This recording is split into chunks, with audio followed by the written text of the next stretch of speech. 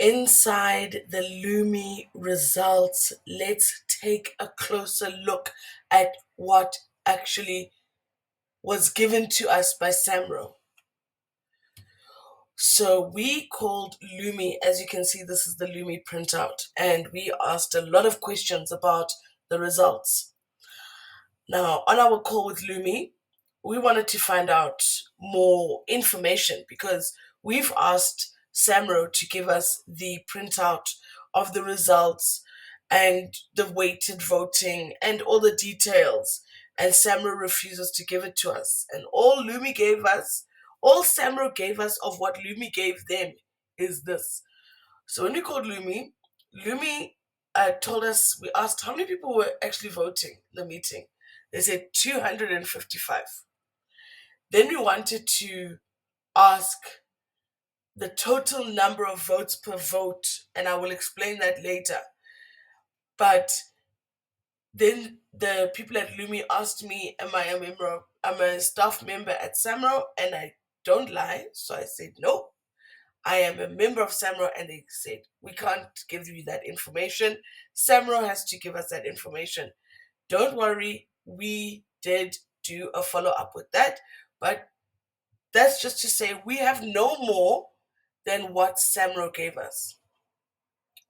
First and foremost, a voting report, it's like minutes. There's things that have to be on a voting report.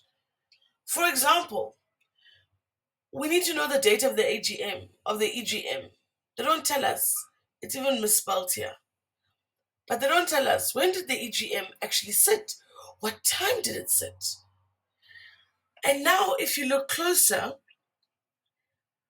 when we go to ordinary resolution number 1, look at votes for. They gave us a percentage. Votes against. They gave us a percentage. Votes abstain. They gave us a number. Now, this is why we wanted to know the total number of votes per vote.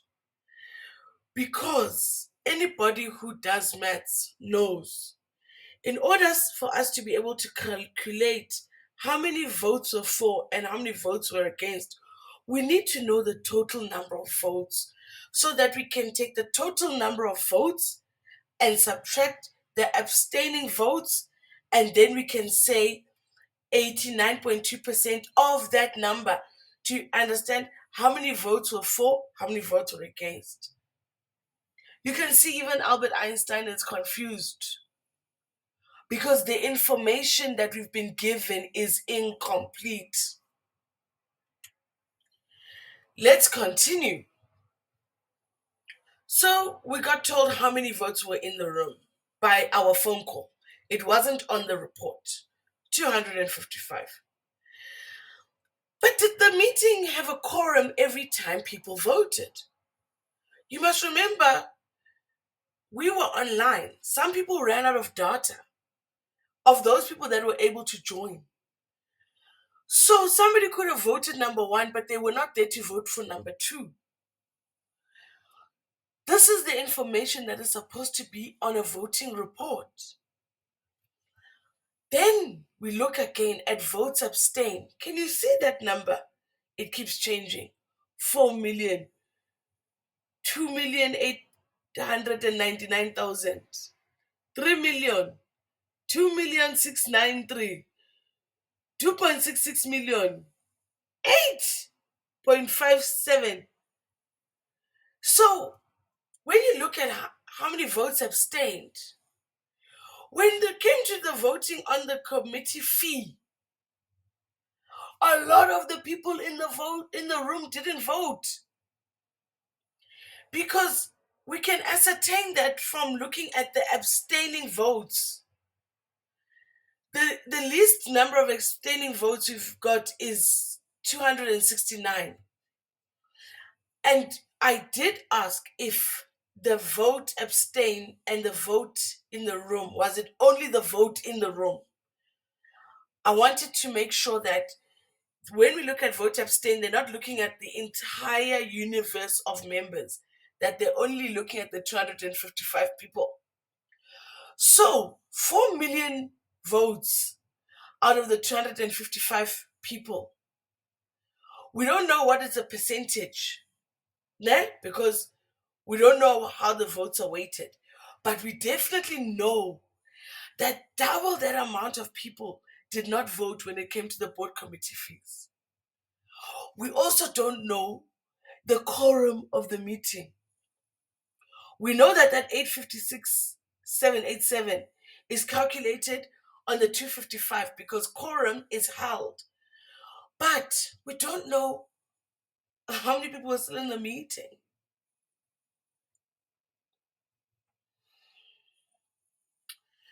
This is what a voting report must have. The full legal name of an NPC. Yes, they had that. The type of meeting. They wrote EGM. The date and start end times of the meeting. That was not there. Venue or platform used. Well, it's on a Lumi report. At the end of the report, they say, thanks for using Lumi. But why don't they tell us? The voting platform utilized was Lumi Technologies, the full name, so that a person can go and Google and find out about the company.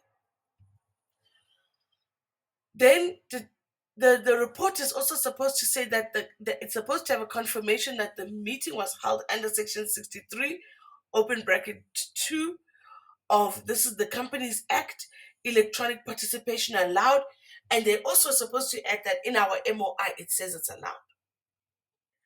They didn't say that on the report. Then there's a confirmation that notice was duly issued as per the MOI and the Companies Act. They don't say it on the report. It's supposed to say it on the report.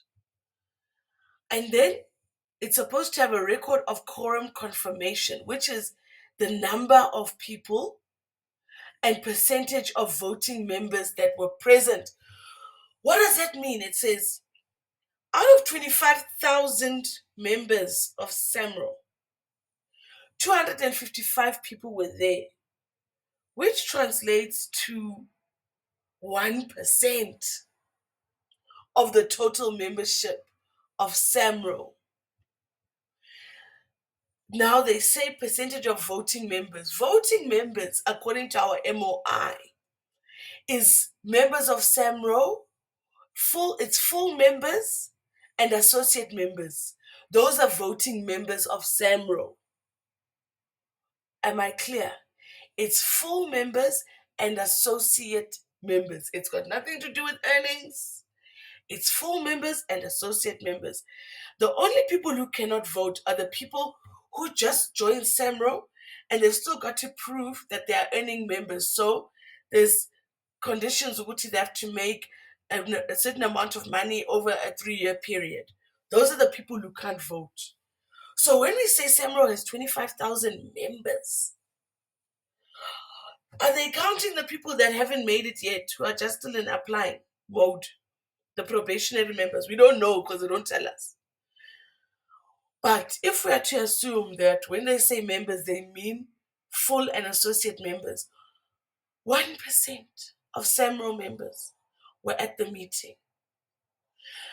This should also make you wonder, if only 1% of Samro members are needed for a meeting to sit, why is it that we need 10% of members to call an EGM? If 255 people can make a meeting, 255 people should be able to call for an EGM. We need to amend that in our MOI. It's unfair. Were we given results we can trust? Based on the analysis that has been given to you, can you trust minutes that don't have dates? That don't have when the meeting started and when the meeting ended? That don't have parts that are required by the Companies Act? You must remember, we are an NPC that has a revenue close to 1 billion rand. And we only just found out that our company secretary is not a member of the recognized South African professional body that monitors company secretaries We only found out now that she's not part of CGISA. But regardless, she was hired as a company secretary. She's the one that defended these results.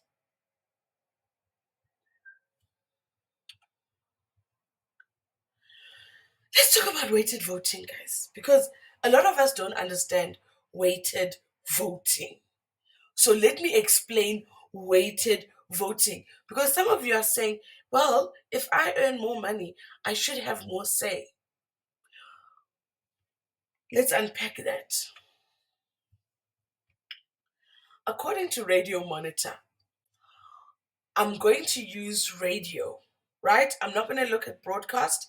I'm looking at radio only. I'm going to base my example on radio distribution. According to Radio Monitor, 45% of music on South African radio is not South African. 55% of music on South African radio is South African. This is across radio stations. So yes, there's some radio stations that play 80%, like Ukhozi, like Umhlobo. But when you average out the private and the SABC and the public radio stations, the balance, and when you're also looking at where are people listening, the balance is 45% of radio on South African radio stations is 45% international, non-local international, and 55% is South African, whether it's South African Maskandi or it's South African hip hop, which may also be international, or South African music that's also international, like Black Coffee. Black Coffee is inside the 55% if he's distributed by Samro, if he's administered by Samro. Right. So when you look at a multinational publisher operating in South Africa, when Samro does the distribution for radio, 45% of that distribution is automatically going to multinational publishers because that is non local international music.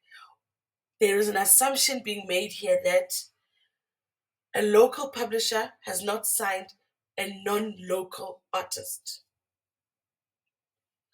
So 45% goes to the Sonys, the Warner, the Universal. Right. A multinational, you can see there's lots of people underneath that. That's lots of composers. They represent lots of composers from all over the world. And that music plays on our radio. They take 45% of that. Then there's 55% South African music. But some of that South African music is international South African music, like DJ Black Coffee, for example. And he is possibly, I'm making an example, represented by a multinational publisher. So the multinational publisher is also collecting, on top of the 45%, they're collecting from the 55% of local South African music playing on radio. You can see the local publisher, they only collect from the 55%. And the independent composer also collects from the 55%. And as you can see, the local publisher, they represent lots of composers. So there's lots of little people under the local publisher, but one composer is one person. So what does that mean for the South African indie composer who's not signed? Let's imagine that one indie composer owned 1% of market share. For an indie composer, a person who's not signed to a publisher, to get 1%, their song would need to play 200 times on every radio station every day. Their song would have to play 200 times on every single radio station in South Africa every single day for a person to get 1%. So when we're talking about composers, when we talk about that 55%, composers as a group are only earning 15% of the 55%. They are all earning 0% of the 45%. That 45% is out, it doesn't come South Africans, it goes overseas. Then we have our own indie publishers. Our indie publishers, of the remaining of the 55%, they only get 35% of the 55%. Then remember, we've got South African artists that are signed to majors. The majors of the 55%, they collect the 50% of 55%. So, colleagues, I'm utilizing my estimations from reports that that I've looked at to compile these estimations. And if you need references, I will give you references.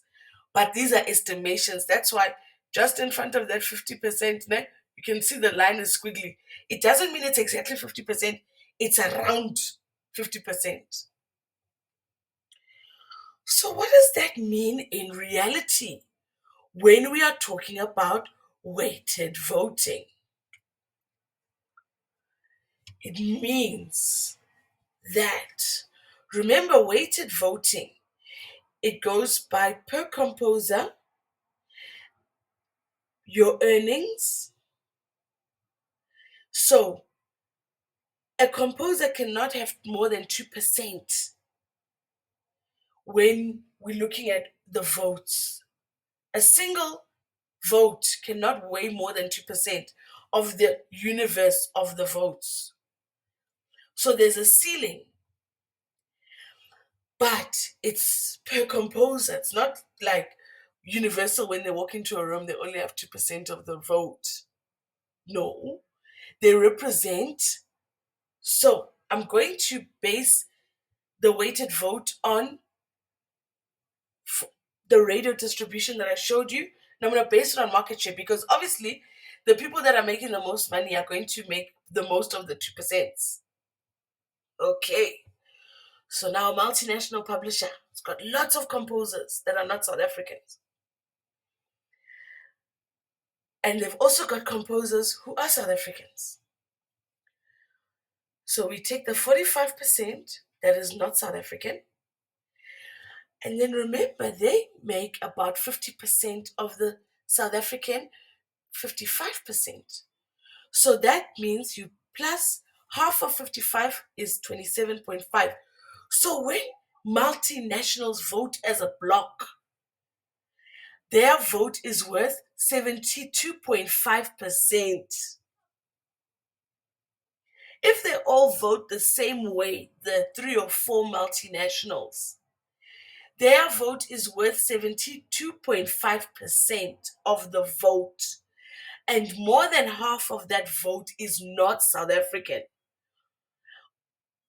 2/3 of that vote is not South African.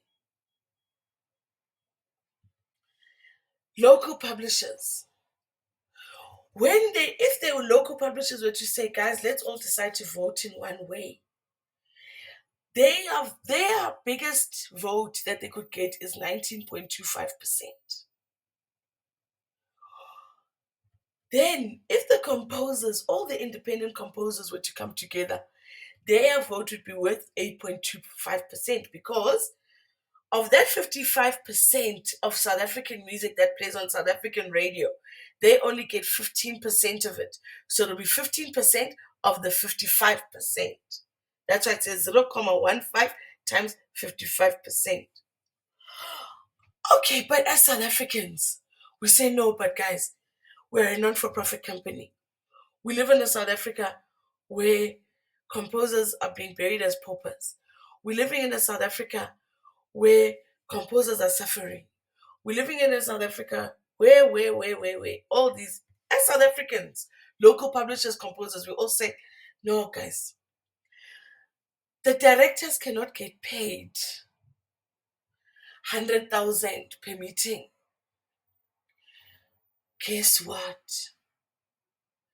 We only control 27.5% of the weighted vote. So even if all South Africans, all, all, even if all the members of Samro, because remember, Samro is the South African Music Rights Organization. Even if all the South Africans said, no, board fees are this amount, the multinational publishers, Sony, Universal, Warner, can walk into the room and say, no, the directors get paid a bonus, or they get paid a board fee of 100,000. That's why they can control the board.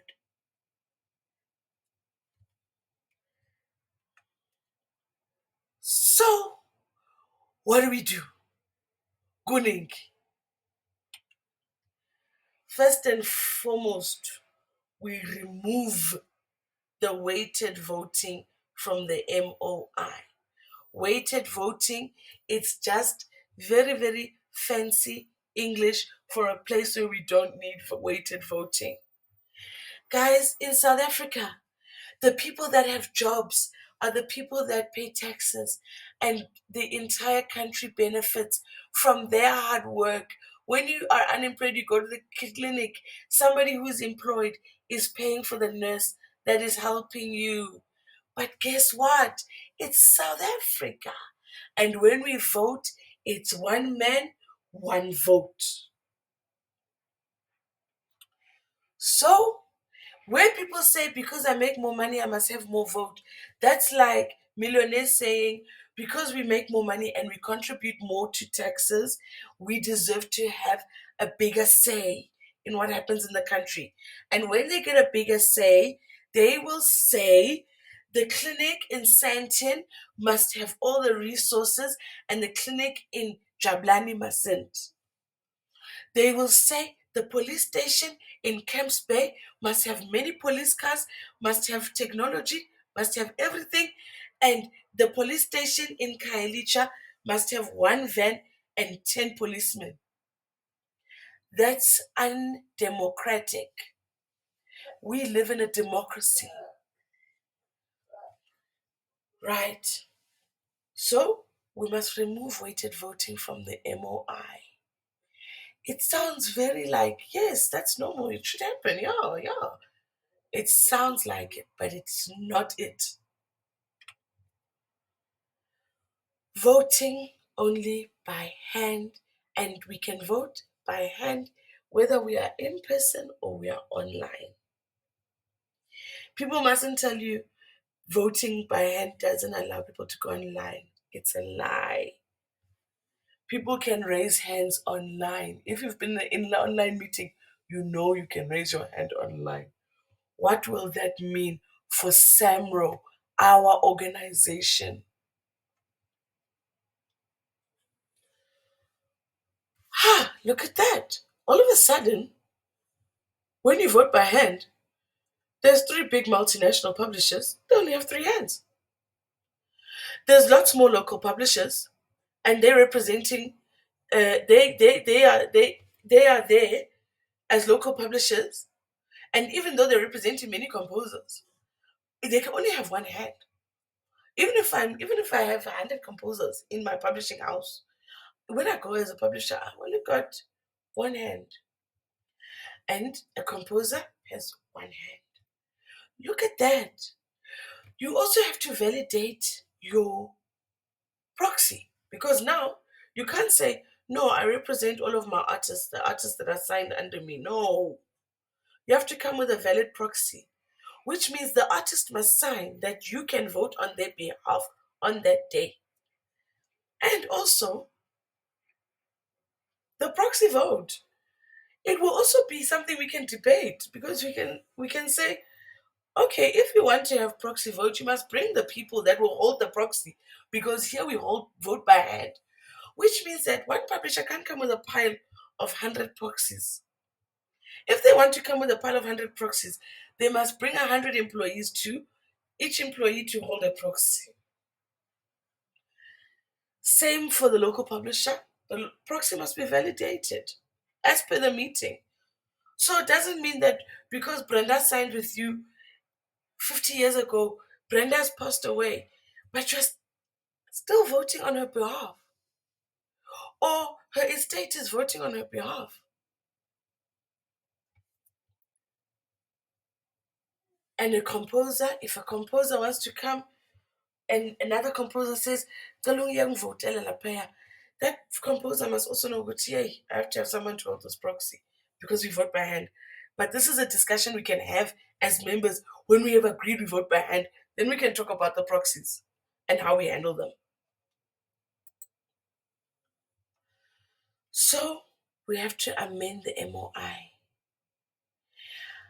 And the amendment is not complicated. We are not creating something new here. Our MOI already said we vote by hand. The weighted vote, we don't even know when it was added.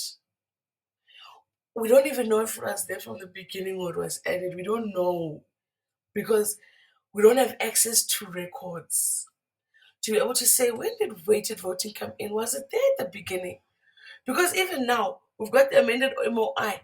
There's no archive you can go to go and look at the MOIs from before. But our MOI does say we vote by hand. We only need to remove the part that says weighted votes. That part with the mathematics of the weighted vote, but there's a maximum of two. Math, just remove. Hallelujah, amen, everybody. Thank you for tuning in and listening. And this is the story of the Lumi report. The Lumi report was incomplete. The board of Samro and the management of Samro gave us something that they knew wasn't complete. Do you want an executive that can give the board a report that is lacking crucial information? It's like saying 1 plus question mark equals y. What does y equal to? But there's no other information. If we say 1 plus 3 equals to y, we know y equals 4. But that Lumi report, it says 1 plus question mark. It says percent plus percent equals an arbitrary number of people that didn't vote. Also, weighted voting makes Samro not Samro. It's the South African Music Rights Organization window dressing. It looks like it's South African, but it's not South African. The only thing South African about Samro is the money they collect. But in terms of where that money is going, it's not going to South Africans. Thank you for tuning in. And we look forward to a robust discussion in the Samro Members Collective Group. Hallelujah.